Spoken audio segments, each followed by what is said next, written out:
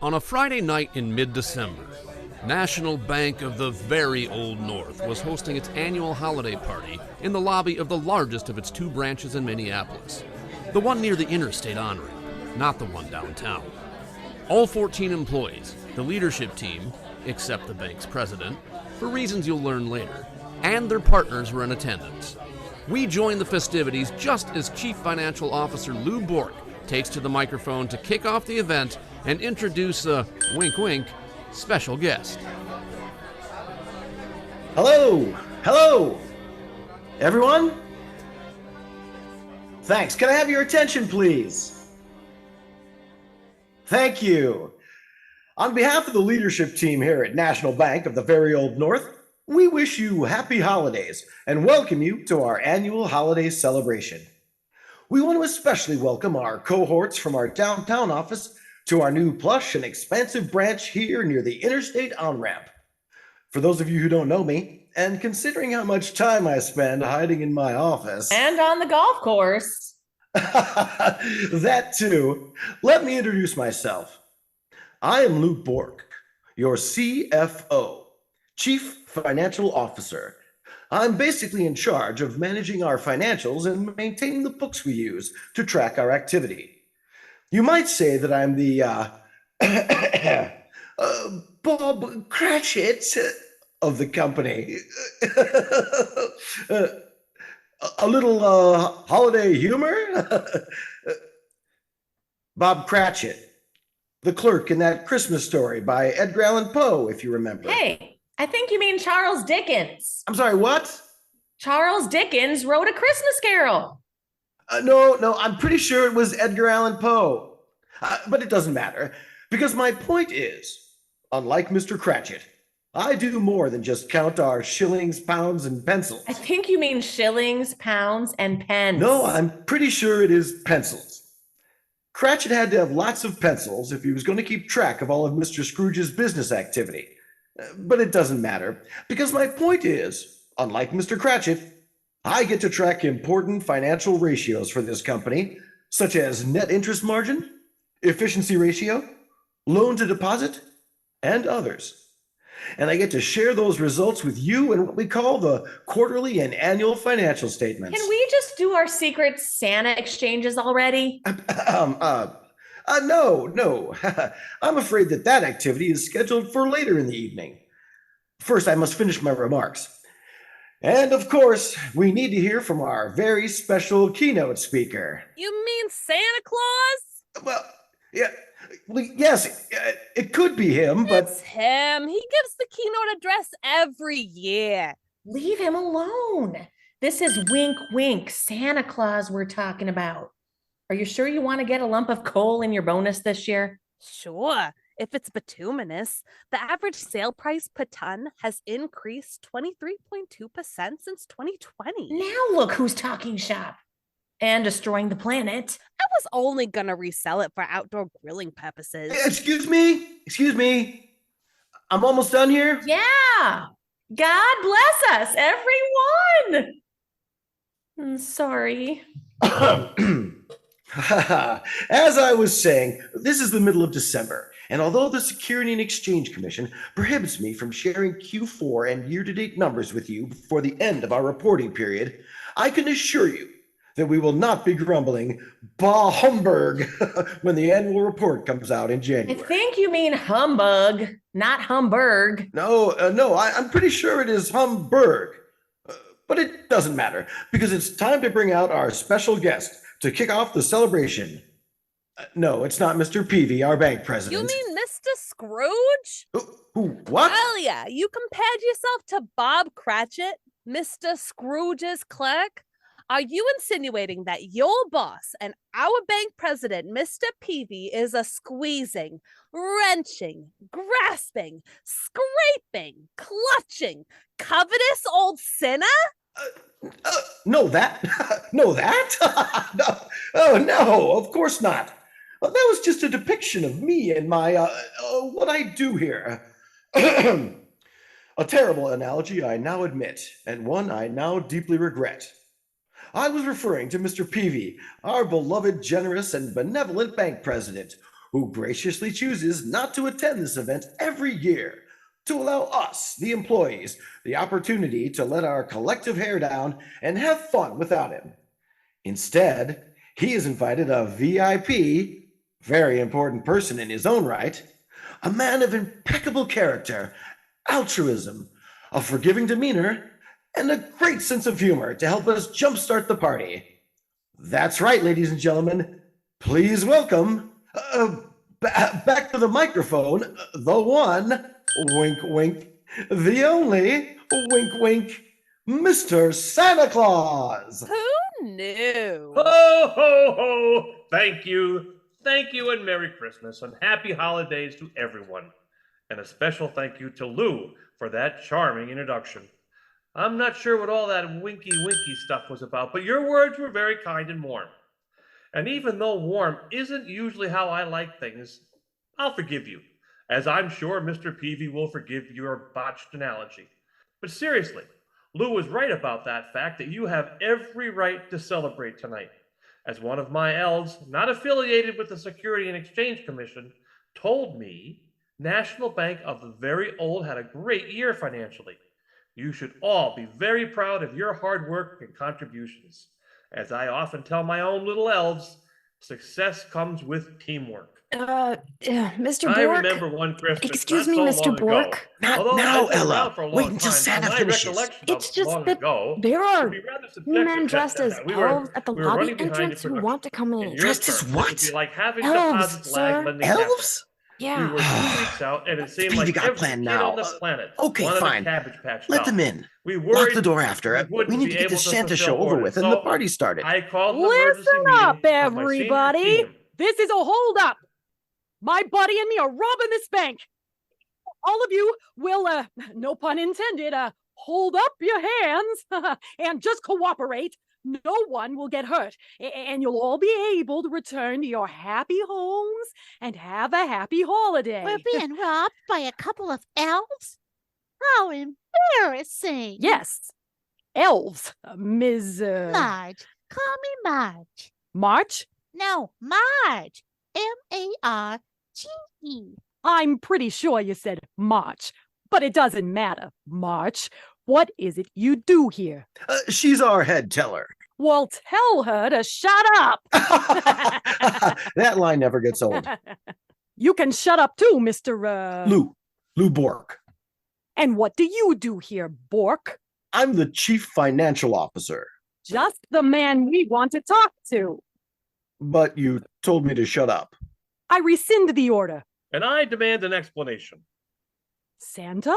I thought I knew all of my elves, but you two don't look familiar. Well, that's because we're bank robbers in disguise. And the first thing we are going to take from all of you are your cell phones, so you can't call for help. Drop your phones in the pouch that my partner Bobbie, I mean Bubbles the elf, is passing around. Bubbles? It wasn't my idea. Next, we clean out the cash drawers on the teller line. Sorry, can't help you there. It's after hours, and all of the cash we have is locked up in the vault. Then open the vault. Can't. It's on a time lock. After hours and on weekends, it shuts down. It's a Saturday night, so no one can open the vault until 9 o'clock Monday morning, except the bank president. And that's why we're here. It's dark outside. We got cars all over the parking lot and a holiday party going on. No one passing by is going to suspect a robbery is in progress. And this being a company party, your bank president must be here celebrating with all of you. Point him or her out. We can open the vault, clean out the place, and be out of here before you all break into Old Lang Syne. Do you mean Auld Lang Syne? I'm pretty sure it's Old Lang Syne, but it doesn't matter. What's important is that you turn over your president and we get on with this heist. Can't. Our bank president is not here. What? He intentionally stays away so all his employees can party harder. Meaning? If you want to get into that vault, you're going to have to wait until Monday morning. Boss, I don't like this arrangement. Relax, Bobbie. I have a plan B. You there, Mr. CFO, you seem like a big shot here. You must know your boss's phone number.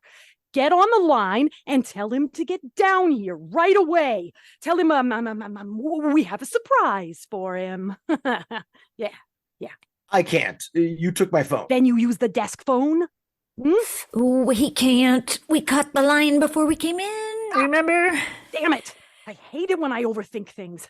Bobbie, help him find his phone and make sure he only calls the president of the bank. In the meantime, until help arrives, I want all of you in this lobby to have a seat on the floor. This has just turned into a hostage situation. Excuse me? Can we put our hands down now? Yeah. Can we do our Secret Santa exchanges while we wait? No!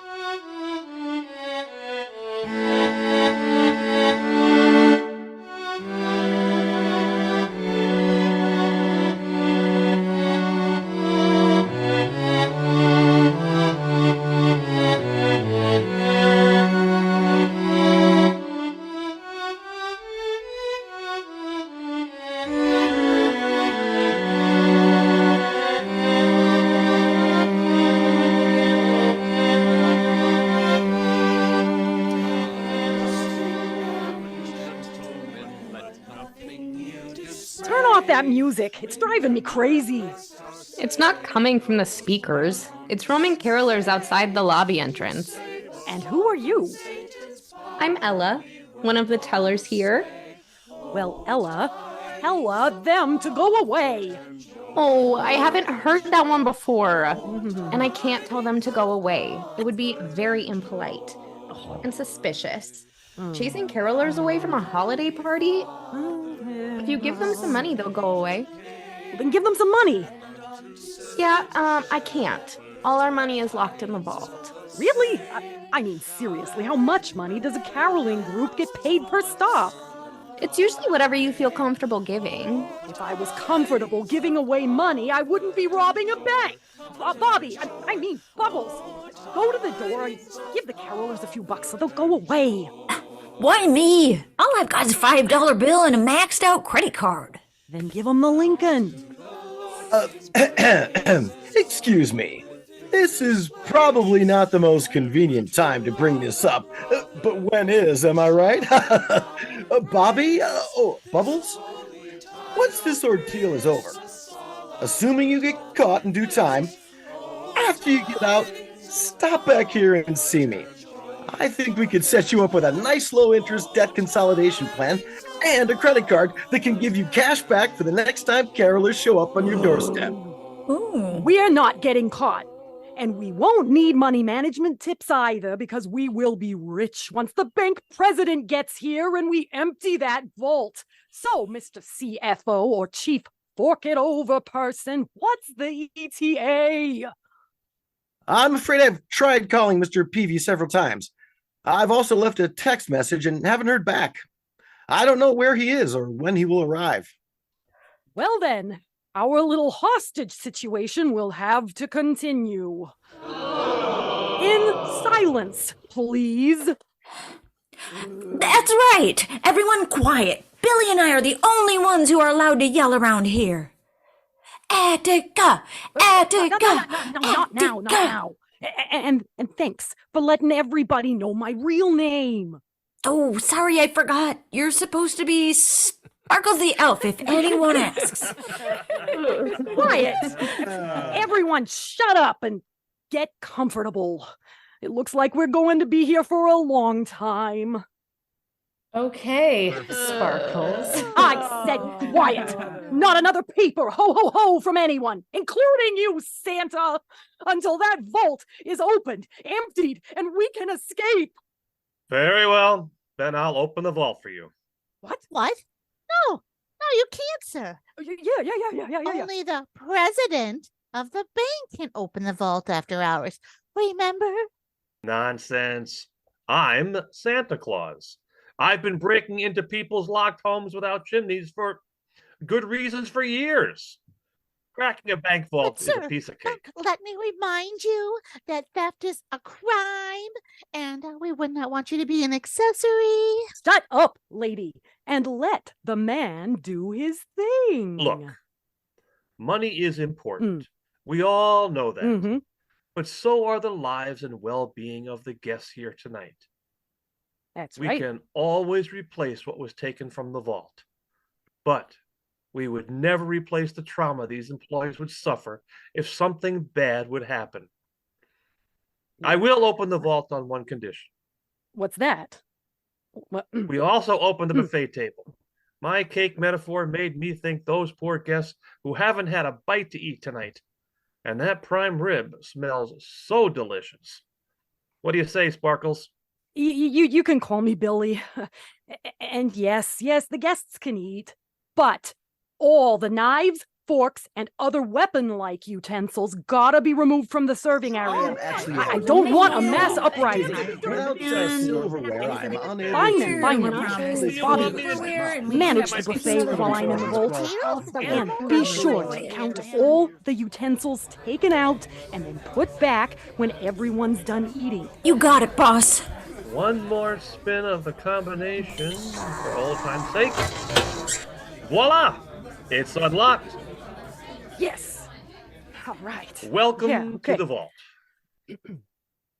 Wow, it's nice in here. A table, cabinets, drawers, and safety deposit boxes. You mean safety deposit boxes? No, I'm pretty sure it's safety deposit boxes, but it doesn't matter because these cabinets must be where they keep all the cash. Wait, what just happened? The vault door closed. What? Then open it. I can't. Vault doors can only be opened from the outside. I'm afraid we're locked in. Locked in? Like we can't get out unless the bank president opens it, which could be hours from now or days. Well, I can't stay locked up in here. I'm claustrophobic. You mean claustrophobic? Or should I say Santa claustrophobic? Not funny. Besides, what's important right now is this. That's got to be you. I've left my phone in the sleigh. That's dangerous, you know. It's okay. The reindeers are guarding it. Right. What do you want, Bobbie? Hey, Billy, we got a couple problems here. Yeah. What? Nobody's eating the coleslaw at the buffet table, and we're running out of treats at the end of the line. And? Did you notice the door to the vault closed behind you? Yes, I know. We're locked in.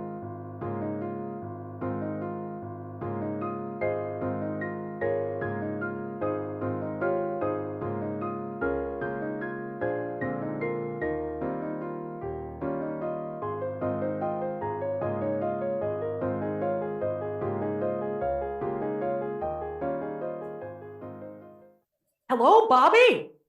Bobbie? Oh, sorry. I had to put the phone down for a second. The mashed potatoes needed stirring. Let them stir their own mashed potatoes. And let's make this call quick. I don't have much battery left and I didn't bring my plug. Things aren't going according to plan. Santa and I are locked in the vault. And out there, party guests are complaining about the buffet table. Just keep them busy for a few more minutes and I'll figure something out. A few minutes may be all you have. The lady banker person out here says the vault is airtight, and you have about an hour of oxygen left before it's all used up. Half hour if both of you plan to continue breathing. Well, that makes your buffet issues a little less important now, doesn't it? I guess, but on the other hand, if this continues much longer, you won't have to worry about recharging your phone. Always looking on the bright side, aren't you? Oh, look. I've had it with all the guest complaints. If they demand one more thing, move them and what's left of the buffet to the back of the bank. There must be a conference room you can put them into. They can stay there and whine all they want to themselves. Got it. And what about you? What are your plans for the evening? Oh, I was thinking a leisurely drive down the boulevard, looking for a fancy place to spend our ill-gotten gains. Yeah. I was thinking more in terms of escaping the I bus. have no clue. But I got Santa Claus with me. I'm sure together we can figure a way out. Goodbye.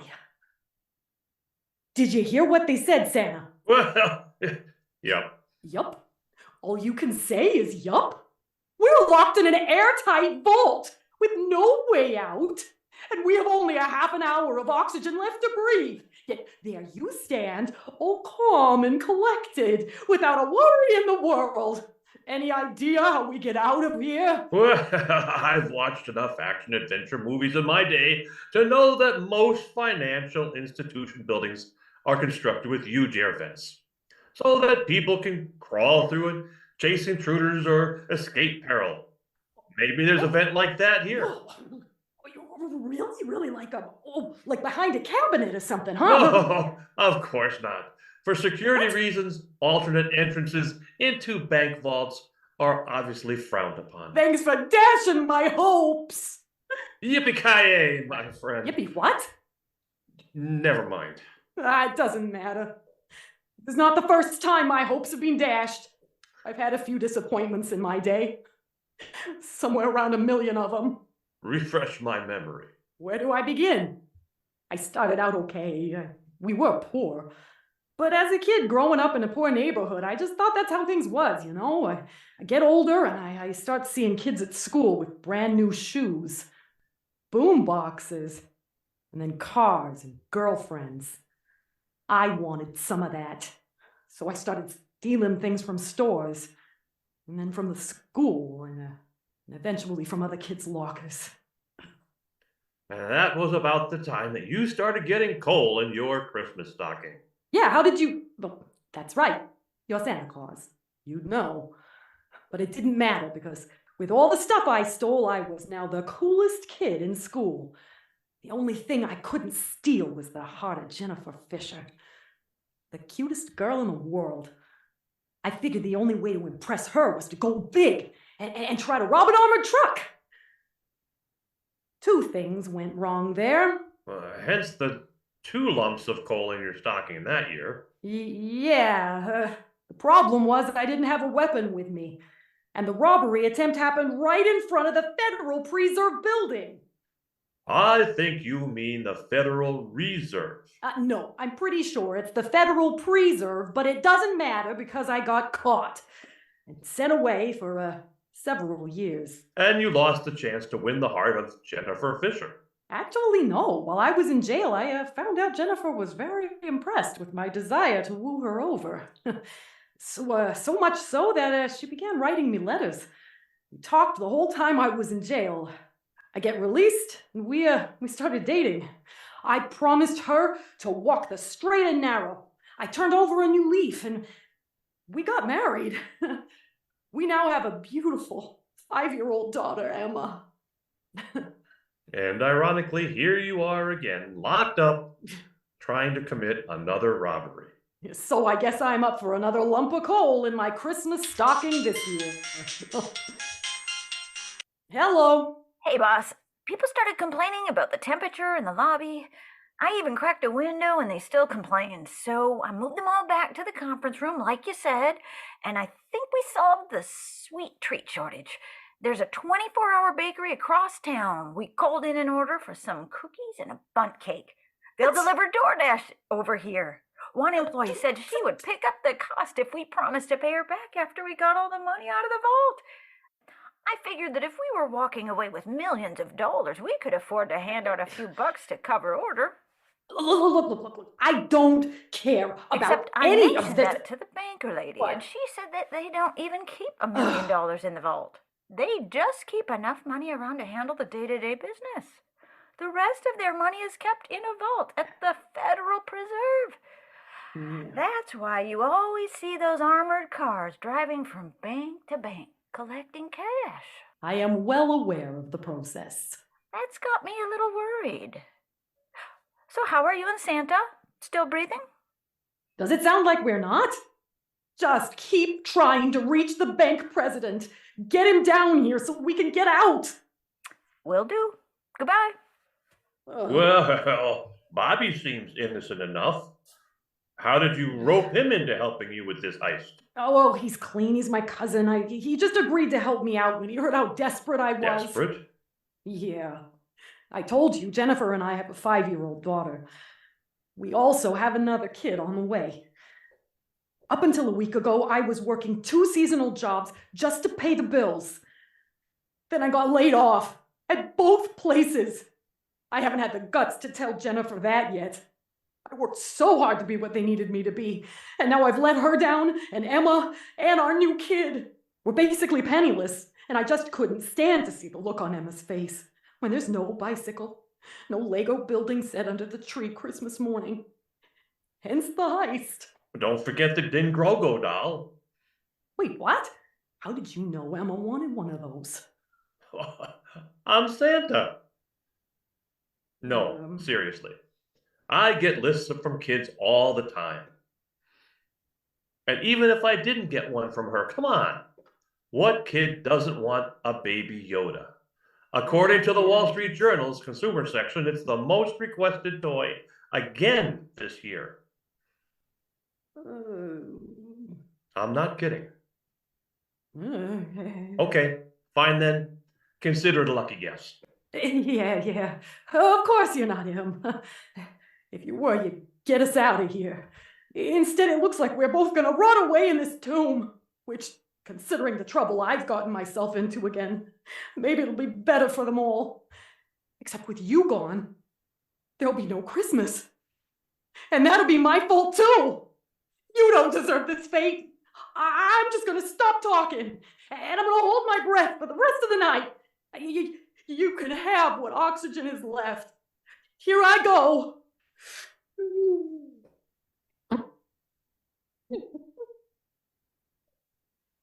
Oh, God, damn it, Billy, you messed that up too. I can't do anything right tonight. God. Look, I'm sorry about your troubled past and your current financial situation. I really am. But I'm also very impressed with your efforts to turn your life around. Yeah. And I'm especially heartbroken to think that your little Emma may not have a very Merry Christmas this year. Yeah, well, what are you gonna do? Fix it. God. Fix it. There's still time for you to hop back on that straight and narrow path, you know. Please, Santa, don't humor me. I don't believe in you. I don't believe I can get myself out of this mess. I'm doomed. We're doomed. Billy, let's make a deal. No, If I can get us out of this vault, would you promise to go back to your family tonight? Let them know what happened. Give them a big hug. Tell them that you still love them and that no matter what happens in the future, you will always be there for them. Wait, what? You can break us out of here? That wasn't exactly the agreement statement I was looking for. Well, yes, of course. I love my family. I'll do all that. Open this box and I'll hop back on the straight and narrow, like you said. But how? How are you gonna? Just push down on that little red lever on the vault door. Holy crap! It worked! The door's opening! You knew all along about an escape latch. Of course. All vaults have them. For emergencies just like this. Now about our agreement. I suggest you call your cousin in the conference room to come out here. You both need to vacate this place as soon as possible. But I'm still broke. Don't worry about it. Here is the name of the owner and the address of a trucking company on the north side of town. They help us deliver some of our heavier toys to homes around the area. I happen to know he's looking for help. Go there Monday and tell him I sent you. I'm confident he'll find a spot on the loading dock for you. And your cousin. Oh, yeah. Oh, Bobbie, nah. Hey, don't worry about him. He has his own accounting firm. He's loaded. Oh, here he comes. Hi, guys. Look what Secret Santa gave me. In exchange for my elf hat, I got a mini portable heater for under my desk. Well, My feet get so cold down there this time of year. Wait a second. You're both out of the vault.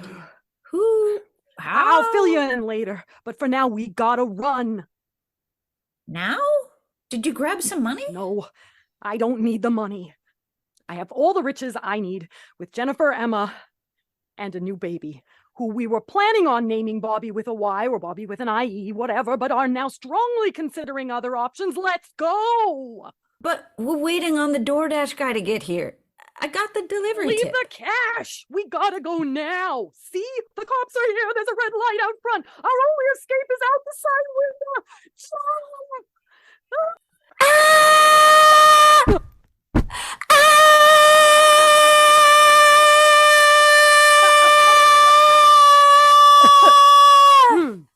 Guys, you can stand up now. This isn't the Nakatomi Tower. It's a one-story building. And you What? are not Hans Gruber. Who's Hans Gerber? I said Hans Gruber. No, I'm pretty sure you said Hans Gerber, but it doesn't matter because the red light's still out there. Run! Relax. It's What? just Rudolph. What? Or a very long stoplight. Yeah, you're right. But just in case it isn't, we're gonna go. Thanks for all your help. You were very kind, thoughtful, and forgiving. I know I'm free, but I'm guessing after all this, I can still expect to see a lump of coal in my stocking this year, huh? Well, you have been naughty, Yeah. and I can't break tradition. All right. So, yes, you might also want to look for a few goodies under the tree for Emma, Oh, thanks, and a Santa. Bruce Willis DVD for yourself. Who's Bruce Williams?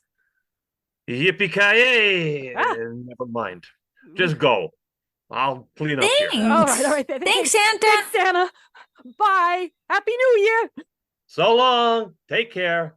Follow the straight and narrow, and ditch those costumes as soon as you can. Will do. Oh, I almost forgot. Merry Christmas to you both. And to all, a good night. Thank you for joining the Prior Lake Players for the 2023 radio production of A Holiday Story of Sorts. We want to thank our members for their support and everyone who has lent their talents to our productions over the years and during a wonderful 2023 season. A special thanks to Neil Thelen for this delightful script. Our cast for this show was Lou Bork, played by John Yonker, Santa Claus, played by Harry Algyer, guest number 1, Diana Fornshell, guest number 2, Alicia Gottwalt, Ella, Taylor Lee Heitman, Marge, Stacy Sarette, Billy, a.k.a. Sparkles the Elf, Tinka, Bobbie, a.k.a. Bubbles the Elf, Stephanie Meacham. Our director, sound engineer, and announcer was Dan Stephans. Please visit the players at plplayers.org to learn about upcoming shows, volunteer opportunities, or simply to catch up with us. We're glad you spent some time with us today, and we wish you a very happy holidays.